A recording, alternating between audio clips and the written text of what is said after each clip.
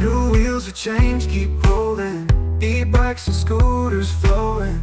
Active minds and hearts are growing. Together we keep going. Together we keep going. Okay, so like you're all ready to, to hit those streets on two wheels, which is awesome. Yeah. But before you like pedal off into the sunset, let's make sure you've got what it takes to navigate those roads safely. So today we're diving deep into Module 4, which is all about safety and protection for, cyclists and scooter riders. And what I find really fascinating about this Module 4 is how it sort of takes this layered approach.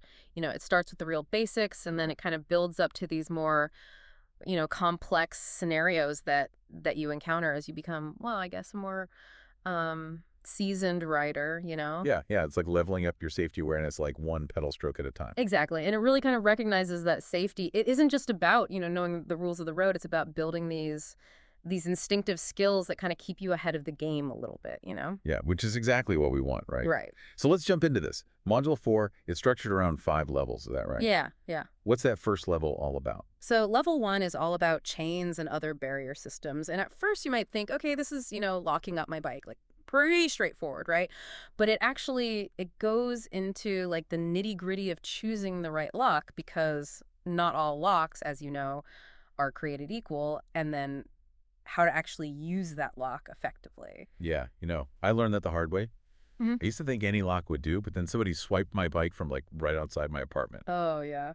It's a harsh lesson to learn. Yeah. But yeah, this module really emphasizes that, a good lock is your first line of defense, right? And it's about making your bike less appealing to those opportunistic thieves out there. So what kind of lock should I be looking for? Give me the inside scoop. So the module talks about how using 2 different types of locks can be a real deterrent, like a U-lock and a cable, for instance. That way it's kind of like that 2-step verification system for your bike. I like that. Right. And it even gets into like the technique of how you lock it up. So you're securing both the frame and the wheels to like a fixed object to make it as difficult as possible for a thief to make a quick getaway. Yeah, it's like a whole security system for your bike. Who knew? Okay, so level 1, that's all about outsmarting those pesky bike thieves. What about level 2? What new skills are we unlocking there? Level 2 is where you really become a master of your domain, or at least of your like surroundings. And it's called Dangers and Risks, and it's all about developing this almost like a sixth sense for potential hazards when you're on the road. So it's like that whole spidey sense, but for cyclists. Exactly, yeah. So we're talking about constantly scanning your environment, and not just what's right in front of you, but like what's coming up ahead, what's happening to the sides, even what's going on behind you. It's about anticipating those what-if scenarios, right? Yeah. Before they become oh-no moments. Yeah, exactly. Imagine like you're cycling down a narrow street, right? And there's a car parked on the side with its hazards blinking.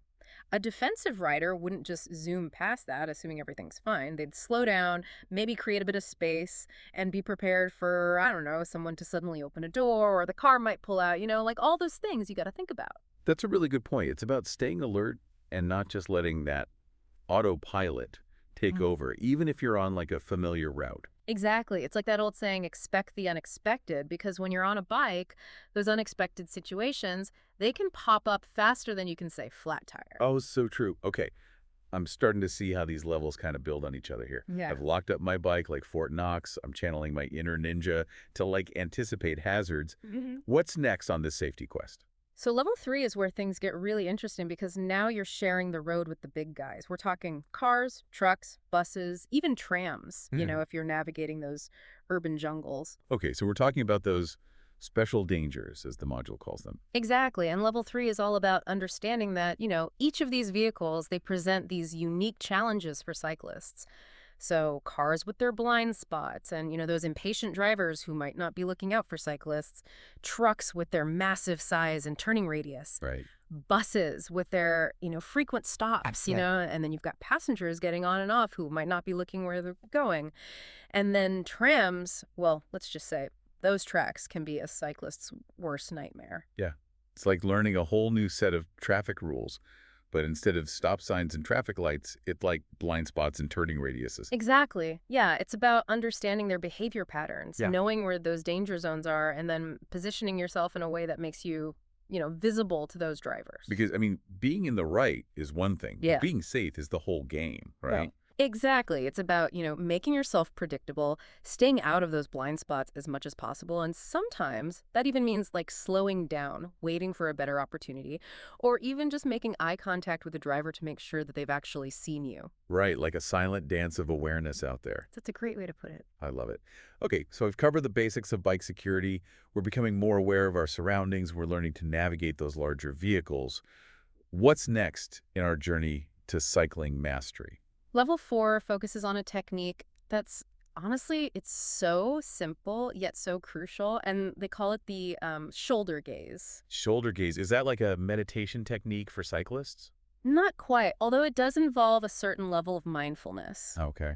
Think of it as like this quick glance over your shoulder, almost like you're checking your blind spot when you're driving a car, but instead of mirrors, you're using your own two eyes. Okay, that makes more sense. I'll admit I'm guilty of just kind of like hoping for the best when I change lanes or make a turn on my bike. And that's where a lot of accidents happen. Right. That shoulder gaze, it's about eliminating those surprises. It's that quick check that tells you, okay, is there a car, another cyclist, a pedestrian, anyone, anything about to cross my path? So it's all about eliminating those blind spots and just making sure the coast is clear before you make a move, right? Exactly. Sounds like a simple but powerful habit to develop. And the module really emphasizes that. It's not just about turning your head, it's about doing it quickly, efficiently, and without losing your balance or, control of the bike. Okay, so there's a technique to it. There is. It's about incorporating that, like shoulder check, into your like riding flow You got it. without throwing yourself off balance. Exactly. Yeah. And honestly, it becomes more intuitive, the more you practice it. But yeah, you'll be shoulder checking like a pro before you know it. Okay, I'm ready to like put on my best over the shoulder pose. And that, my friend, is level 4 in a nutshell. Just adding that extra layer of awareness, anticipating those close call moments, and just navigating traffic with more confidence. This is fantastic. Okay, so we've covered like securing your bike, mastering like defensive riding, understanding those challenges of sharing the road with, larger vehicles and developing that, all-important shoulder gaze. Now I'll bring on the grand finale. Level 5.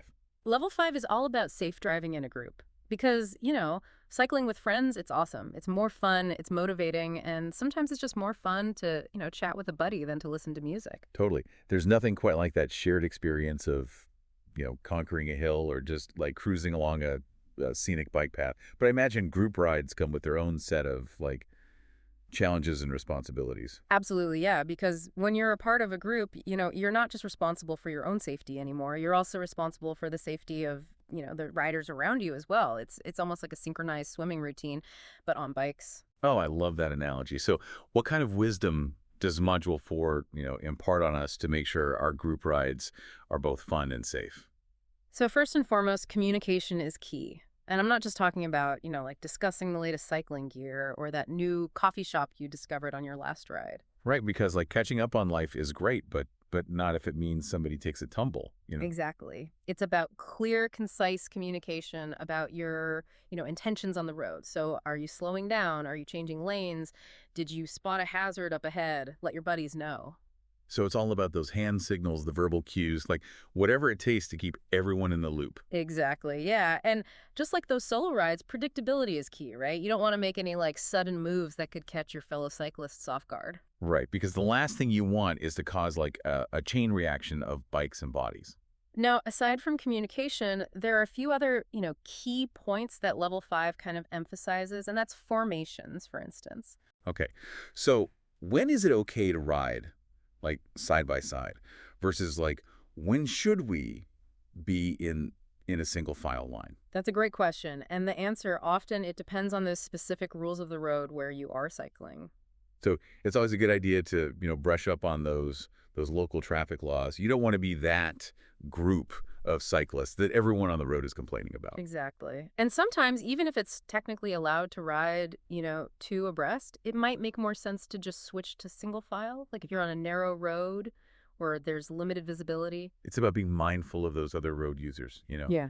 and not being those cyclists that that everybody complains about. Precisely. And then lastly, don't underestimate the importance of pacing yourselves as a group. Right. Make sure everyone's comfortable with, the speed, the distance. Right. And if someone needs to take a break or slow down, be supportive. It's all about teamwork, making sure everyone has a positive experience, right? Exactly. Yeah. And that's level 5 in a nutshell. Clear communication, predictable movements, appropriate formations, and just a supportive group dynamic. You put all those things together and your group rides are bound to be, both safe and memorable for all the right reasons. This is all such valuable information, and I'm already feeling like more confident about navigating those group rides like a pro. Wait, that's what we like to hear. So, ready to delve a bit deeper into each of these levels? I think you'll be surprised by, some of the nuances and the insights that the module really offers. Absolutely. Let's dive back in, starting with level 1, chains and other barrier systems. You mentioned earlier that, there's more to it than just slapping on any old lock. Give me the details. It's like choosing a good bodyguard for your bike, right? You want one that's tough, reliable, and really sends a message to anyone with, those sticky fingers. Okay, so I'm ditching the, flimsy cable lock I've been using. What should I actually be looking for in a lock that's going to, make those bike thieves think twice? So this is where the module gets really interesting because it talks about how locks actually have these security ratings, kind of like those star ratings you see for hotels and things. No way. So I should be looking for a 5-star lock to, keep my precious ride safe. Exactly. Yeah. And just like those fancy hotels might come with a heftier price tag, you might have to shell out a little bit more for one of those high security locks. But think of it as an investment, an investment in peace of mind, but also potentially saving yourself from, the heartache and expense of having to replace your bike if it does get stolen. That's a really good point. Okay, so I've got my high security lock, Yeah. but now I'm realizing where and how I lock my bike is probably just as important as the lock itself. Right. You're catching on quick. The module, it really emphasizes that even the toughest lock in the world isn't going to do you much good if you're locking your bike to, I don't know, a flimsy signpost or worse, just to itself. Okay, yeah. Rookie mistake. So what's the gold standard? How do I lock up my bike in a way that is really going to deter even the most, determined thief? It's all about choosing sturdy, immovable objects. Yeah. So think about bike racks that are really securely anchored to the ground, those thick metal poles that are, part of buildings, or even those dedicated bike lockers that you sometimes see in cities. Okay, so those are the prime real estate spots Yeah. for bike parking. Exactly. Yeah. And when you are locking your bike, make sure that you're securing both the frame, because that's the most valuable part, but also the front wheel to that fixed object. And if you're feeling extra cautious, you could always use that second lock, that cable lock, to secure the rear wheel as well. You got it. Okay. Yeah, it's all about making it as difficult and as time-consuming as possible for a thief to even, think about, messing with your bike. Okay. I'm starting to feel like a security expert over here.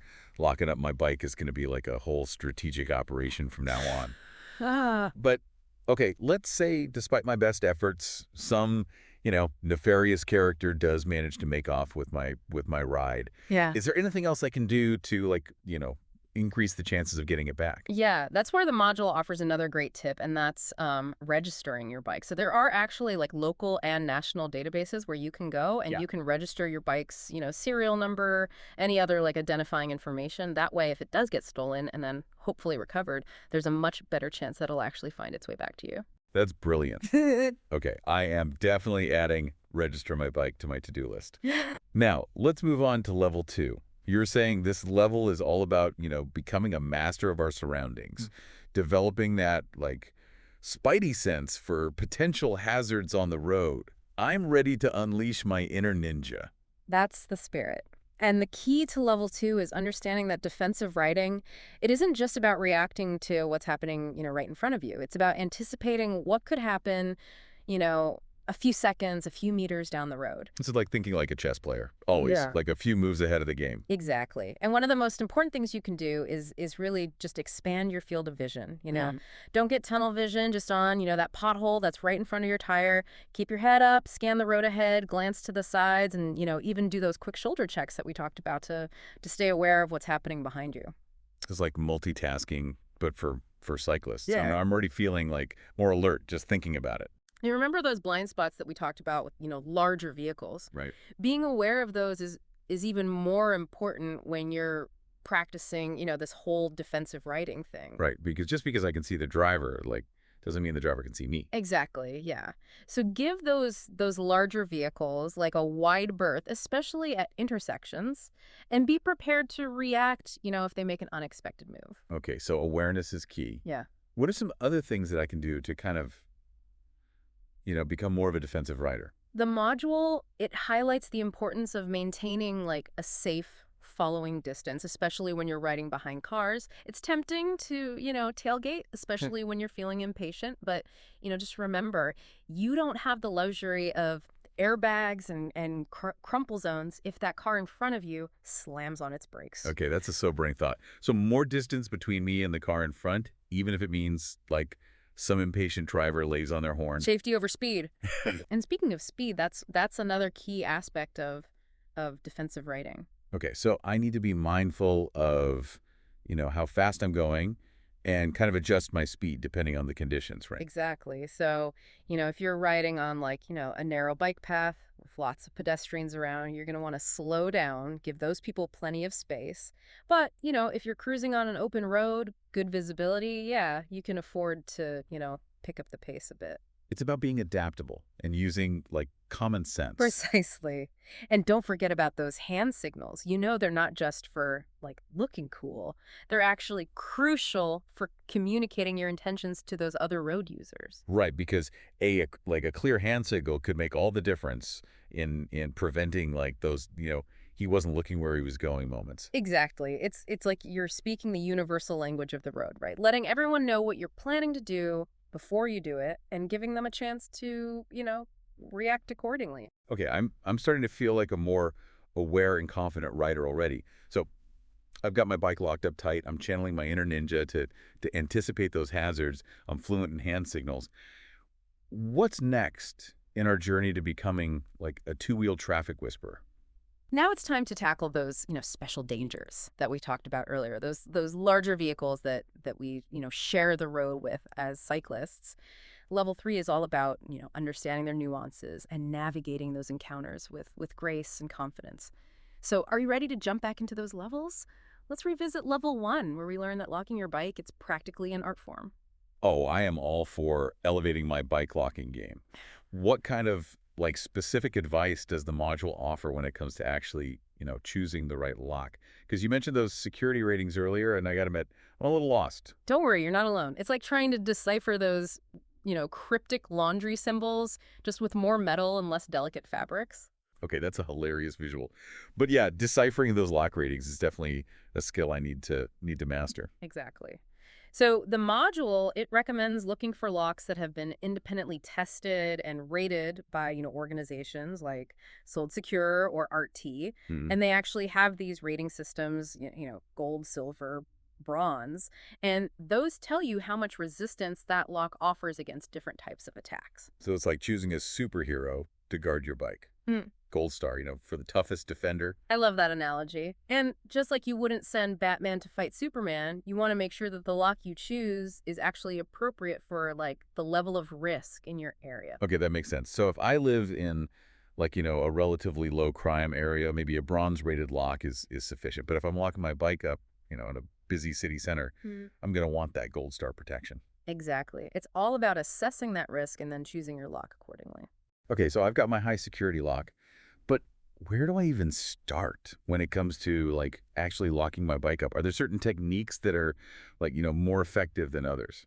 You're thinking like a true security pro, and yes, the module really emphasizes that even the toughest lock in the world won't do much good if it's not used correctly. Okay, so give me those insider tips. What's the like best way to lock up my bike, like Fort Knox style? So the gold standard is to secure both the frame, that's the most valuable part of your bike, and the front wheel to a fixed object using your primary lock, that high security U-lock that we talked about. Okay, so frame and front wheel locked up tight. What about the rear wheel? Should I be securing that as well? So if you're feeling extra cautious, or if you're like, in a high risk area, you can definitely use a secondary lock, like a cable lock, to secure the rear wheel, either to the frame or to the fixed object itself. Okay, so it's like a double lock system. Mm-hmm. And I'm guessing the type of fixed object matters too. Yeah, absolutely. Remember those prime real estate spots we talked about earlier? Right. Aim for those sturdy bike racks that are like really securely anchored to the ground, those thick metal poles that are,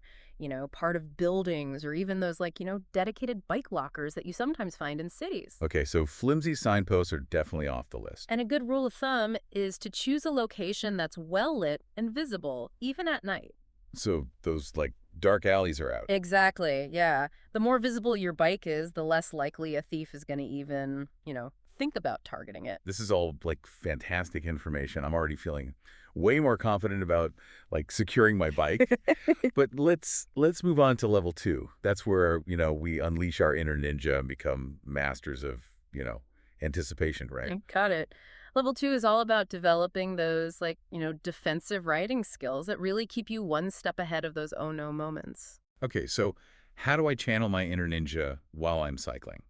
What are some practical things I can do to become a more, aware and defensive rider? The module, it really emphasizes the importance of expanding your field of vision. It's easy to get tunnel vision when you're cycling, focusing just on what's right in front of you. But defensive riding, it's about being aware of your entire surroundings, what's happening in front of you, to the sides, and even behind you. So it's like multitasking, but for cyclists. Exactly. And just like with multitasking, it takes practice to develop that kind of awareness and that ability to kind of process all that information. Okay, so how do I train my brain to be more aware while I'm cycling?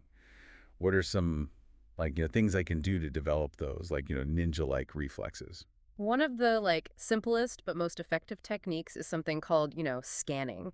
And that's, imagine your eyes are radar, constantly sweeping the road ahead, to the sides, looking for any potential hazards. Okay, so I'm scanning for potholes, parked cars, pedestrians, anything that could potentially pose a risk. Exactly. And don't forget about those blind spots that we talked about earlier, those areas where a driver might not be able to see you, even if you can see them. Right, because just because I can see them doesn't mean that, they can see me. Precisely. So when you're approaching an intersection, for example, make sure you're making eye contact with, drivers who are, turning across your path. That's all about establishing that visual connection, that silent acknowledgement of I see you, you see me, we're all good. Exactly. And if you're not sure whether a driver has actually seen you, it's always best to, err on the side of caution and slow down, or even come to a complete stop if you need to. Okay, so awareness, scanning, eye contact, these are all crucial elements of defensive riding. What about speed? How big of a role does that play? Oh, speed is huge. Remember, the faster you're going, the less time you have to react to, any hazards that might pop up. Right, because those split-second decisions, they become even more crucial when you're moving at a faster pace. Yeah. So I shouldn't feel pressured to keep up with traffic, especially if I'm not, totally comfortable with the speed. Exactly. It is perfectly acceptable and much safer to ride at a speed that feels comfortable for you, even if it's, a little bit slower than the flow of traffic. Okay, good to know. So I'm scanning my surroundings, I'm making eye contact with drivers, I'm, being mindful of my speed. Anything else I should be doing to really channel my inner ninja out there on the road? Don't forget about those hand signals. They're not just for looking cool. Yeah. They're actually crucial for communicating your intentions to other road users, especially when you're practicing, these defensive riding techniques. Right, because a clear hand signal can make all the difference in preventing those, he wasn't looking where he was going moments. Exactly. It's like you're speaking the universal language of the road, letting everyone know what you're planning to do before you do it, which gives them a chance to, react accordingly. This is all fantastic information. I'm starting to feel, way more confident about my ability to anticipate and avoid those potential hazards on the road. Okay, so we've covered the basics of bike security. We're becoming masters of anticipation with our, newfound defensive riding skills. Now bring on those special dangers.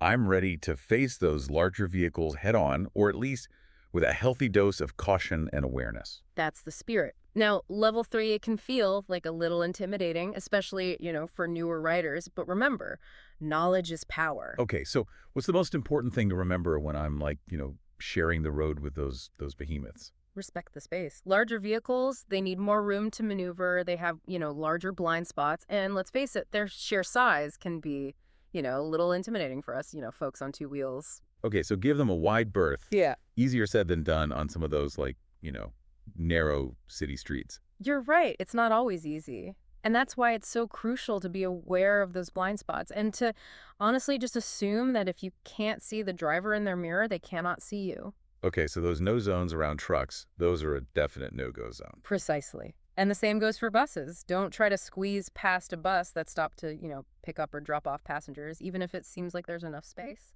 Right, because those bus doors can swing open unexpectedly, and, those passengers aren't always, like, paying attention to us cyclists. Exactly. It's always best to, err on the side of caution Yeah. and just wait for the bus to, clear the stop completely before proceeding. Now, what about cars?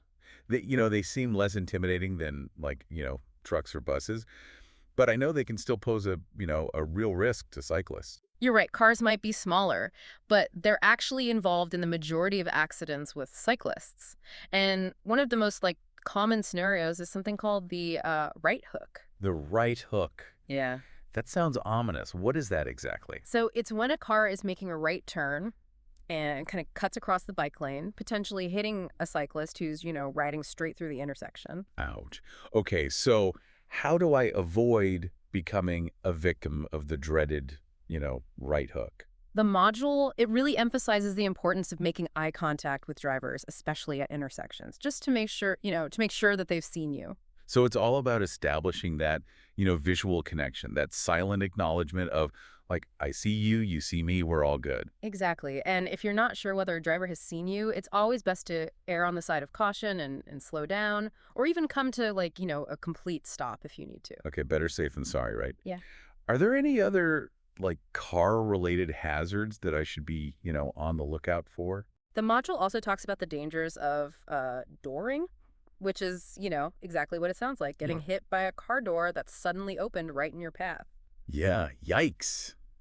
That's why those bike lanes that are, like, positioned between parked cars and the curb can be a bit, unnerving. You're right, those door zones can be risky. That's why it's so important to ride a safe distance away from, parked cars, especially if you see someone inside. Okay, so awareness is key.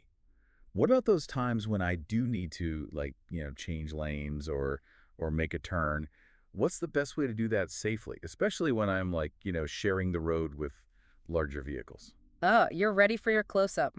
It's time to revisit that elegant and effective technique, the shoulder gaze. Remember, the shoulder gaze, it's all about, eliminating those blind spots and making sure the coast is clear before you make any, significant moves on your bike. Right, because even if I'm being, predictable and following all the rules, I can't control whatever, road users are doing. Exactly. So whether you're changing lanes, making a turn, or even just slowing down to, admire the view, that quick glance over your shoulder can make all the difference. Okay, so walk me through the technique. Is there a right way and a wrong way to do the shoulder gaze? So the module breaks it down into a few key points. First, it emphasizes the importance of keeping your head up and your eyes focused on where you want to go. Don't get fixated on your front wheel. Right, because staring at your tires is a surefire way to end up, like, riding into a ditch. Exactly. Once you've established that steady head position and that forward focus, then you can start incorporating the shoulder gaze. So how do I do that without, like, losing my balance or veering off course? It's all about making it a quick, fluid movement. Think of it like a glance, not a full-on head turn, Yeah. Just enough to get a clear view of what's happening behind you. Okay, so quick peek, not a dramatic, like, head swivel. I can do that. Exactly. And the beauty of it is the more you practice it, the more instinctive it becomes. Okay, so practice makes perfect. Any suggestions on how I can, like, practice my shoulder gaze without, causing any accidents? The module suggests practicing in a, safe, controlled environment, like an empty parking lot or a quiet street. Find a spot where you can relax, focus on the technique and not worry about, any, traffic. That's a great idea. I've got a perfect spot in mind. Okay, so I've got my bike locked up like Fort Knox. I'm a defensive riding ninja. I'm sharing the road with, larger vehicles like a pro, and my shoulder gaze is on point. I think I'm ready to tackle those group rides. Then let's do this. Level 5 is all about harnessing the power of the group, making those rides safer, more enjoyable, and maybe even, a little bit faster. Oh, I love the sound of that. So what's the most important thing to remember when I'm, riding with a group of friends? It might seem obvious, but communication, it is absolutely key. And I'm not just talking about, discussing your latest, cycling gear or that, new coffee shop that you discovered on your last ride. Right, because catching up on life is great, but not at the expense of, someone taking a tumble. Exactly. It's about clear, concise communication about your intentions on the road. Okay, so give me some examples. What kind of things should I be communicating to my fellow cyclists? Are you slowing down? Are you changing lanes? Did you spot a hazard up ahead? Let your buddies know. And don't assume they see what you see. Point out those potholes, those puddles, those, rogue squirrels darting across the bike path. So it's all about those, hand signals, those verbal cues, whatever it takes to kind of keep everyone in the loop. Precisely. And just like with those solo rides, predictability is key, right? You don't want to make any sudden moves that could catch your fellow cyclists off guard. Right, because the last thing you want is to cause a chain reaction of bikes and bodies. Now, aside from communication, there are a few other, key points that level 5 kind of emphasizes. Formations, for instance. Okay, so when is it okay to ride side by side versus when should we be in a single file line?